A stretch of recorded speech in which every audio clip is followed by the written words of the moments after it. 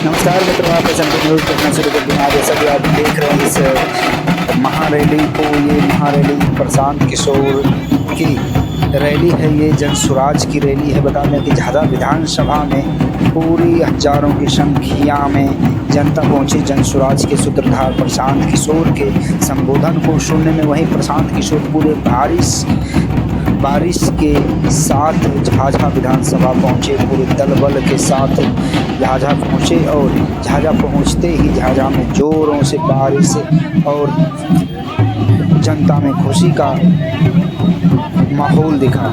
वहीं प्रशांत किशोर क्या कुछ कहे हैं जनता के लिए और जन स्वराज के लिए, आइए प्रशांत किशोर से जानते हैं।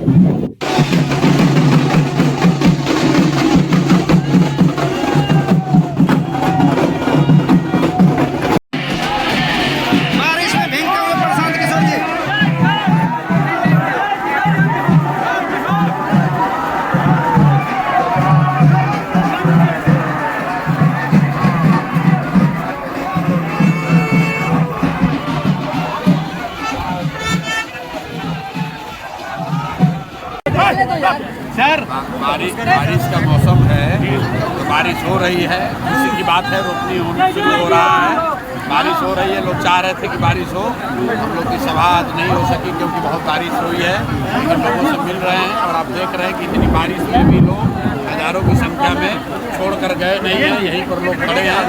लोग इस बदलाव की मुहिम से जुड़े हुए हैं और हर हालत में बिहार में गरीबी खत्म हो, शिक्षा हो, रोजगार हो, यहाँ से पलायन बंद हो, इस संकल्प के लिए यहाँ के साथी, यहाँ के युवा सब पूरी तरीके से तैयार हैं। बिहार में अपराध की घटनाएं लगातार बढ़ी है। लॉ एंड ऑर्डर पर सवाल आगे पारस में घुस के गोली मारी गई है और इसके एडीजी का बहुत अजूबा बयान आया है कि मई जून में घटनाएं बढ़ती है।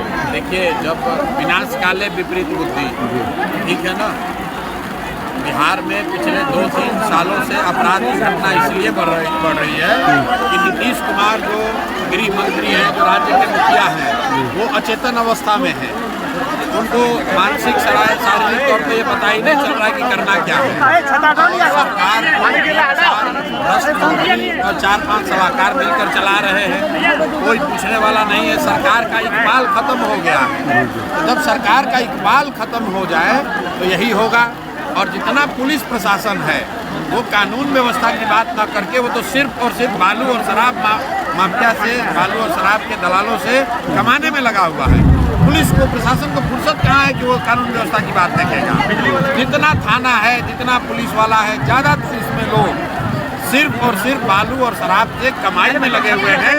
और आपको मैं ये बता देता हूँ कि आने वाले समय में चुनाव से पहले कानून व्यवस्था की स्थिति और बिगड़ेगी, क्योंकि लोगों के मन में अब सरकार का डर, व्यवस्था का डर ही खत्म हो गया। एडीजी कुंदन किशन का जो बयान आया है कि मई जून में किसानों को कोई काम नहीं रहता है, भाई शर्मनाक है। मतलब बालू और शराब की दलाली कराओगे तुम, पुलिस का वर्दी पहन के घूमोगे तुम, और जब कानून व्यवस्था के नाम पर कोई सवाल पूछा जाएगा तो किसानों और मजदूरों को दोष दे रहे हो। ये शर्मनाक है।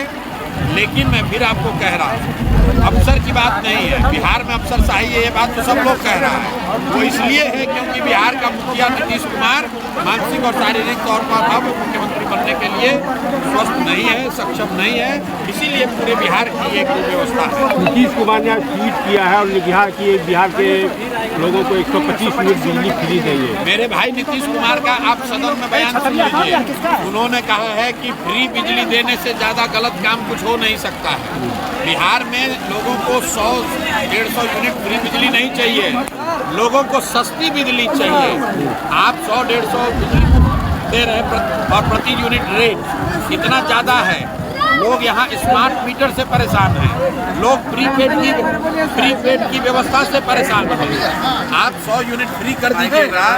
आप समझिए ऐसे, मान लीजिए कि आपको 200 यूनिट का बिजली खपत है, 100 यूनिट फ्री कर दें और बाकी के 100 पर 2 के बजाय 4 रुपया लेने लगे, इसका कोई फायदा नहीं है।